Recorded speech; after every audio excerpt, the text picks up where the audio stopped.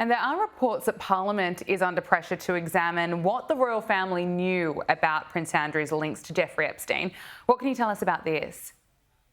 Yes, and well, the general rule is this, Gabriella, that questions that cast reflections on the sovereign or the royal family are inadmissible in Parliament. In other words, you can't ask questions about the family really in either the Commons or the Lords. Now, a number of MPs are getting up and saying, look, this scandal has gone on far too long. We need to work out exactly who knew what when and have a full investigation.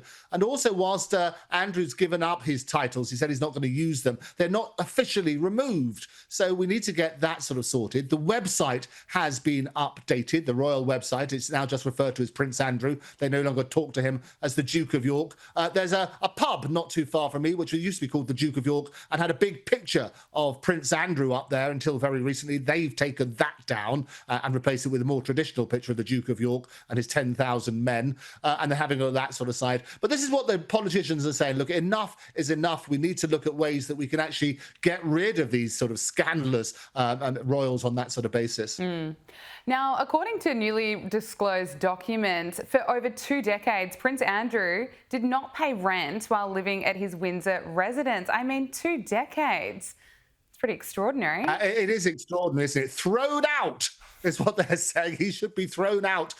What the property is, it's this 30-room royal lodge. It's not, when you think of a lodge, you think it's a little log hut at the end of it. It's not. It's in Windsor Great Park. I've spoken about this previously. And it spans 40 hectares within Windsor Great Park and includes the gardener's house, 6 staff cottages and an on-site accommodation for a police officer.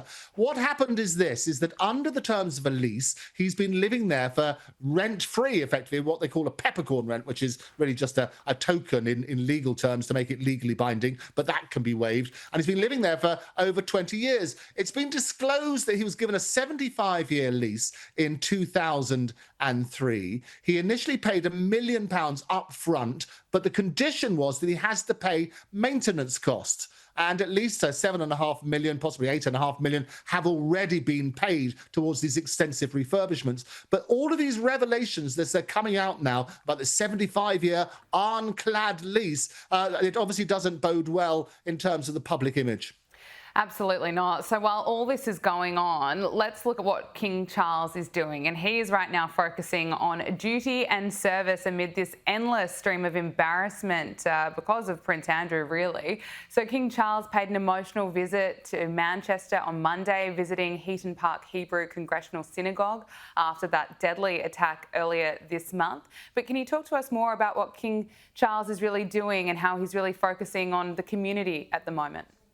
Yes, absolutely. He wants to put the people and the victims first. This horrendous attack on October the 2nd during Yom Kippur, the holiest day in the Jewish calendar, basically struck across the whole nation. And he wanted to basically take the pulse of the nation and to reflect the grief and the tragedy that had happened. And he wants his focus to be on that, where he can heal the community. He can make sure we can get joined again on that sort of basis. So wants to put duty and service first. That's what he sort of emphasized during this synagogue visit amid that sort of community tragedy. And he's absolutely desperate to get the spotlight away from the scandals of Prince Andrew. And that's what he's trying to do. Avoid more royal red faces and all these cover-ups and more revelations. They were hoping that when Andrew announced that he was going to relinquish his titles or not use them, that it would go away. But more and more stories keep coming out. And Charles is desperate,